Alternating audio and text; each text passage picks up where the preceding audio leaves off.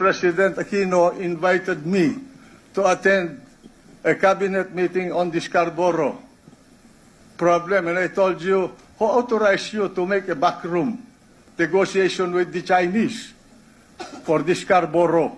Yes, and the And you President... were telling me about treason, remember? Yes, and That the President Secretary of Just a minute. answered you directly that he authorized me. He told it in your face, Mr. President. What? Yes, that's correct. Oh, that's correct. I accepted that because I precisely. did not know that you were authorized. But the fact is that I asked you, whom did you talk to in China? I don't need to report to the Senate President, Mr. President. You have a duty I to am not, report what you obliged. do as a senator to this chamber. And in fact, you have a duty to notify the office of the Senate President when you leave this country to go abroad.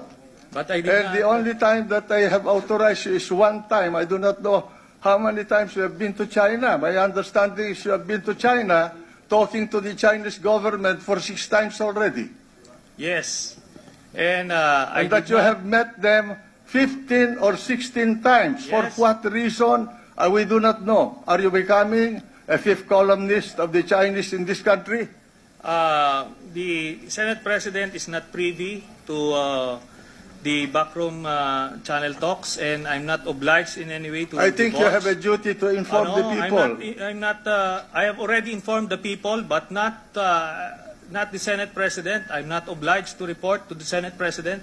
And all this line of questioning is irrelevant again. And should this line of questioning continue, I will have to say that I will refuse to yield anymore the floor. No, I'm asking you a question.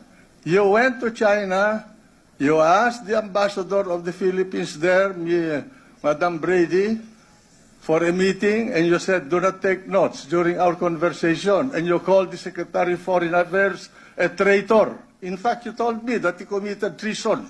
Yes, it was an executive session, and we're not supposed to And I divulge will what's read, happening in you the... want, I will read into the record your conversation with Brady But it's and his supposed to be... notes to the Department of Foreign It's Affairs. supposed to be a confidential matter. Yes, but there's nothing So, confidential. even in the executive meeting, cabinet meeting, in the cabinet meeting in Malacanang, Mr. President, I will refuse to answer if that's Because you going to be the cannot line. answer the No, questions I'm because going it's to ask going you to about be your improper meeting. in this particular interpretation. Because you cannot answer I the can questions answer. I'm going to I ask can you. answer, but I won't be baited into that trap. You met, The point you met here Brady. is, Mr. President, this is Mr. how I President, felt. may I request this gentleman Mr. President, to in be that case, admonished. I will refuse to yield the floor anymore Well, for in that case, I any will read it interpretation. to the record, the notes that Mrs. Brady or Ambassador Brady wrote about your conversation with her in Beijing on August 12, 2012. You want me to A read point this? of order, Mr. President. You want me to read this?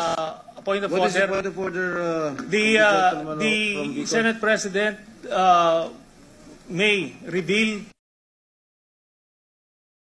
Hoy, Trililing! Ako ni minsan hindi nakipag-usap sa mga Chino.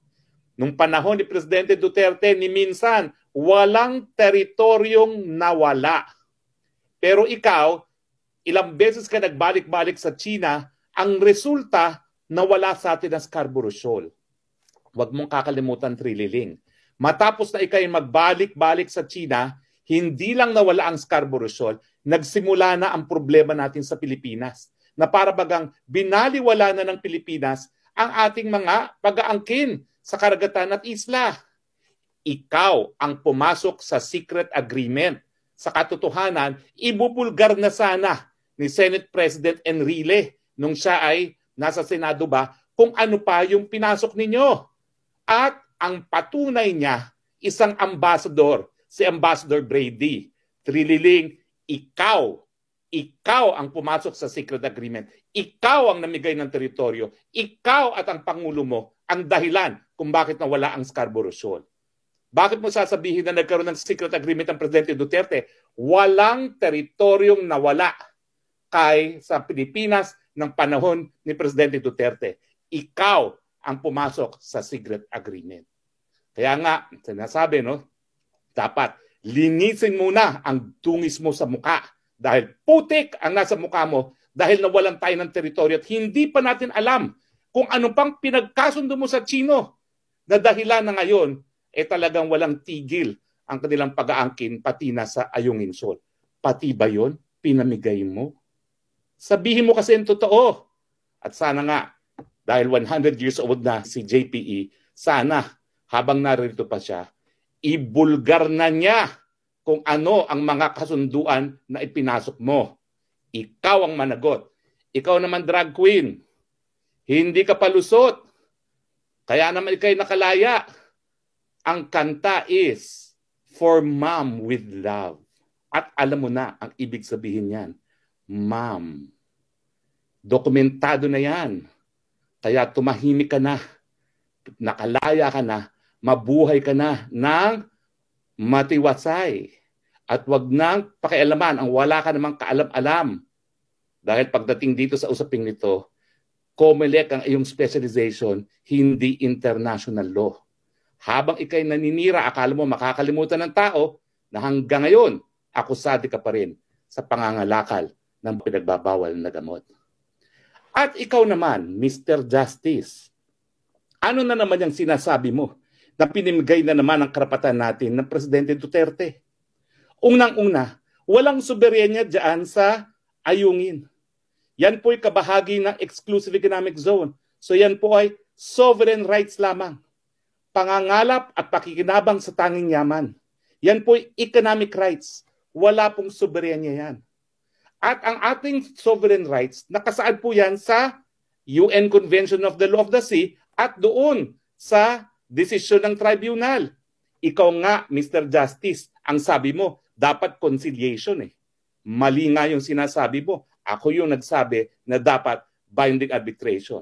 Nakasaad po yan. Yan ay nasa lectures ko sa MCLE. At ikaw naman, ang sinabi mo na conciliation sa iyong talumpati sa Ateneo de Davao. Wala pong soberenya dyan sa Ayungin Shoal. Huwag natin linlangin ng taong bayan. Wala tayong titulo dyan. Economic rights lamang na pangangalap ng tanging yaman. Ano bang ibig sabihin na pinalibog ang Sierra Madre dyan sa Ayungin Shoal? Well, alam nyo po, sa UN Convention on the Law of the Sea, wala pong probisyon na palibasa, meron tayong economic rights, may karapatan tayo magkaroon ng naval station. So, ang nangyayari po, yung Ayungin, dahil sa Sierra Madre, ginawa nating naval station, yung bulok na barko dyan. Hindi po talaga totoong barko yan. Dahil sa maritime law, ang barko umaandar ng sarili. Hindi na po umaandar yan. Yan po ay bulok na linubog natin at by legal fiction, tinawag nating commission sa Navy. Bakit? Dahil pag tinanggal yan ng China, pwede tayong tumakbo kay Uncle Sam. Uncle Sam, Uncle Sam, Mutual Defense Treaty, saklolo! Pero anong karanasan ba natin? Nang wala ang mischief reef, nang wala sa atin ang Scarborough Shoal, hindi naman sumaklolo ang Uncle Sam. Mali ang pag-iisip ng mga warmongers at mga trigger-happy mga Pilipino na re-respakan tayo ng mga Amerikano. Bakit? Nako, unang-una, napakalaki ng mawawala sa Amerika pag sila'y nakipaggera sa China. Halos lahat ang bilihin ngayon sa Amerika, made in China. Lahat yan kaput pag nagkagera. Ang pinakamalaking naghahawak ng dolyares, ang pinakamalaking pinagkakautangan ng Estados Unidos, China. Pag nakagera, bagsak ang ekonomiya ng Amerika. Siyempre, apektado rin ang China, kaya ang China at Amerika ngayon, doon sa pagpupulong sa San Francisco ni President Biden at ni President Trump, ay talaga nagkasundo na paigihin ang kanilang pagsasama. Kaya nga po kung akalain nyo, nalulusob ang mga Amerikano, sasaklolo sa atin dahil dyan sa bulok na barkong yan, nahehelo kayo at nananaginip kayo. Ang pulisiya ni Presidente Duterte ay pulisiya na nagkasundo sila para walang gulo, walang galawan. Yan po ibig sabihin ng status quo. Yan po'y paulit-ulit pong in-announce sa mga press briefing. Yan po inanunsyo rin ni Alan Peter Cayetano. Yan po inanunsyo rin ni Secretary Delphine Lorenzana. Nakita ko na po yung mga clipping sa mga balita na inanunsyo nila yan. Status quo agreement. Walang galawan at ang naging resulta naman po, mas mapayapa at mas maganang samahan sa panig ng Pilipinas at ng sa China. Kaya kung ikukumpara nyo ng level ng kalakalan at level ng pamumuhunan sa panahon ni Presidente Aquino, nako, hindi lang po triple, baka quadruple pa.